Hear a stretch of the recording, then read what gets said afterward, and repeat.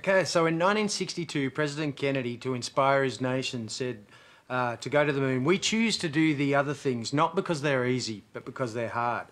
Now, what would the panel like to see as humanity's next bold mission, and do they believe there's a leader who can help genuinely, what would you say, promote it to its success? Neil. Okay. Humanity's next great mission.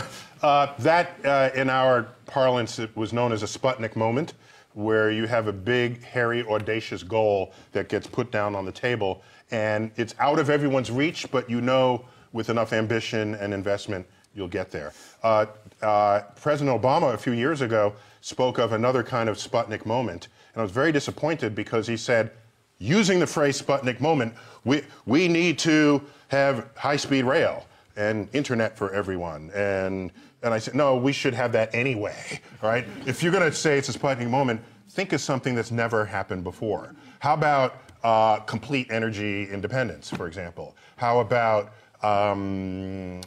colonies on Mars? How about the search? How about mining an asteroid for natural resources? How about that?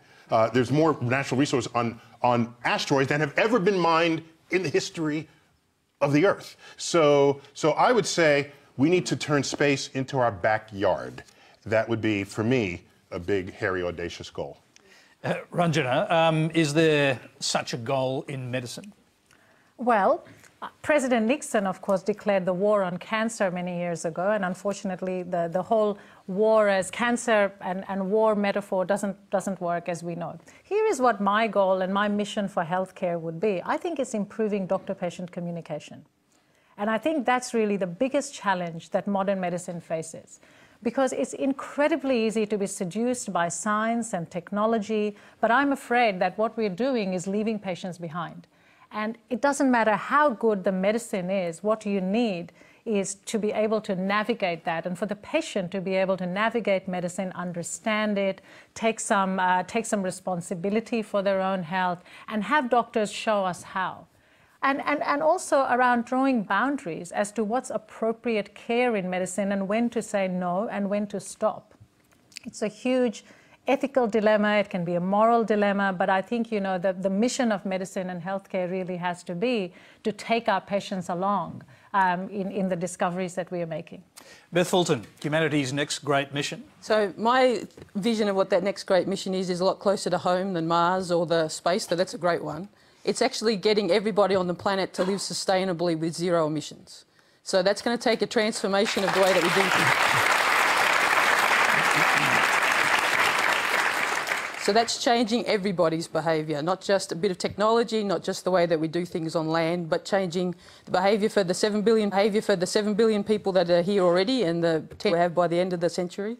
And that's, I think, a big, audacious goal that we've never tackled before, but it's going to need all of us to have a crack. You can see that when governments get behind science to achieve something big that they believe is necessary, and you can think of the Manhattan Project, no matter what you think of the outcome, as being one of those moments, splitting the atom.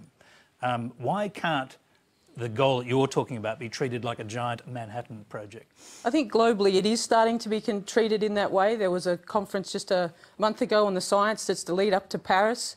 So the whole world has to get its emissions down by 50% in the next 40 years and completely gone by the end of the century. But it was Cameron Klein, the former head of ANZ Bank, said this week in Australia, there are dozens of business leaders who agree with you, who want that on renewable energy, but they are afraid of putting their head up because they'll get their head kicked in by the environment that currently exists at a federal level in this country if you push for renewable energy. He said even if you don't accept the science behind glable warming or anything... You mean the political environment? Yes, yeah. Okay. You said environment, I was thinking environment. Sorry. Yeah, no, but he's saying even if you don't believe, even if the science doesn't impress you, and I can't see how it doesn't, just look at the weight of money, look at where it's going around the world, and he can't believe the environment in Australia where people are terrified from a business sense to stick up for renewable energy because of the environment that's been created. So are you, is that your great project Tony, for humanity or something else? Yep.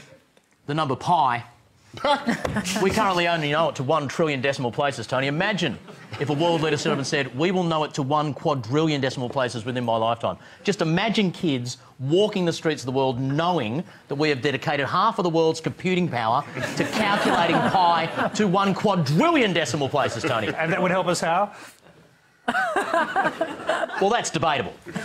All right. Okay, can I add one other thing to this? Yeah. I should have said, I foresee the day where we have power over nature such that we can tap the energy expressed in Earth functioning as a planet and use it in the service of our needs and the needs of the survival of all life upon it. For example, a hurricane is building in the Atlantic and it's ready to terrorize the coastline. We somehow dip in there, suck the cyclonic energy from the hurricane, drive the energy needs of the city that would have otherwise been leveled by that hurricane. That is a level of geoengineering that I would foresee to be in our future. Then we would know that we fully understand how Earth works. Now,